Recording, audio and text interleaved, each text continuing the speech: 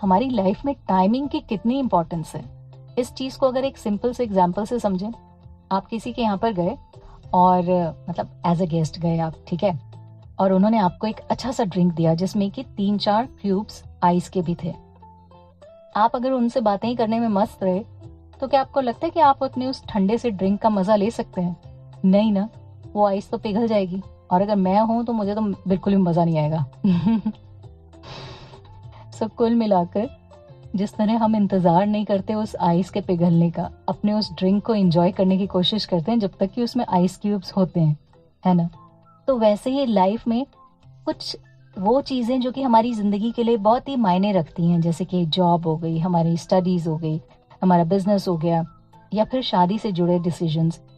ये सारी बातें सोचने में, ये सारे डिसीजंस लेने में हम इतना टाइम क्यों लगाते हैं कि ये करूं कि वो करूं कि ये। और पता है, ऐसा करते करते प्राइम टाइम तो निकल ही जाता है। फिर जो आपके सामने होता है, बस वो क्या कहते हैं, आपको फिर कॉम्प्रोमाइज करना ही पड़ता है। और वही कॉम्प्रोमाइज लेकर हम पूरी जिंदगी रोते रहते हैं, काश मैंने टाइमली वो डिसीजन ले लिया होता, काश मैंने टाइमली उस लड़की या फिर उस लड़के को हाँ कर दिया होता। लेकिन हमें तो इंतजार था ना, नहीं नहीं, ये नहीं, आगे नहीं नहीं, वो नहीं, इसको। पहली सी बात पर एक कहानी, ठीक है। मैं हूं आपके साथ खनक और आप सुन रहे हैं स्लाइस ऑफ लाइफ। एक 5 साल का लड़का अपने पापा के साथ दिल्ली के एक मॉल में घूमने गया। शॉपिंग करते करते वो टॉयज सेक्शन के करीब पहुंचे तो वहां मौजूद रंग बिरंगे टॉयज को देखकर उसका दिल मचल गया। पापा, मुझे ये कार लेनी है, प्लीज ना पापा, प्लीज। लड़के ने अपने पापा का हाथ खींचते हुए कहा। पापा अपने बेटे को बहुत मानते थे, इसलिए उसकी रिक्वेस्ट ठुकरा नहीं पाए।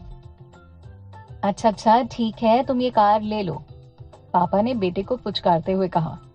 बेटे ने झट से कार उठा ली और खुशी से झूमता हुआ आगे बढ़ गया। अभी वो 2-4 कदम ही आगे चले होंगे कि बेटा बोला, पापा मुझे ये कार नहीं चाहिए, मुझे तो रिमोट कंट्रोल हेलीकॉप्टर चाहिए। ये सुनते ही पापा कुछ गुस्सा हो गए और बोले, हमारे पास ज्यादा टाइम नहीं है बेटा, मॉल बंद होने वाला है, जल्दी से ये टॉय लो और यहाँ से चलो। बेटे ने कार रखी और हेलीकॉप्टर को अपने कब्जे में लेकर इतराने लगा। पापा ने बेटे का हाथ पकड़ा और आगे बढ़ने लगे कि तभी बेटा जोर से बोला, पापा वेट वेट, वो देखो डायनासोर, कितना फिरोशियस लग रहा है।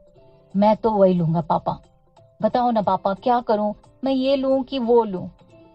पापा ने बेटे को फौरन अपनी गोद से उतारा और कहा, जाओ जल्दी से कोई भी टॉयज चूज कर लो और यहाँ से चलो। अगले कुछ टाइम तक बेटा इधर उधर पागलों की तरह दौड़ता रहा और यही सोचता रहा कि ये लूं कि वो लूं, पर वो डिसाइड नहीं कर पाया कि उसे लेना क्या है।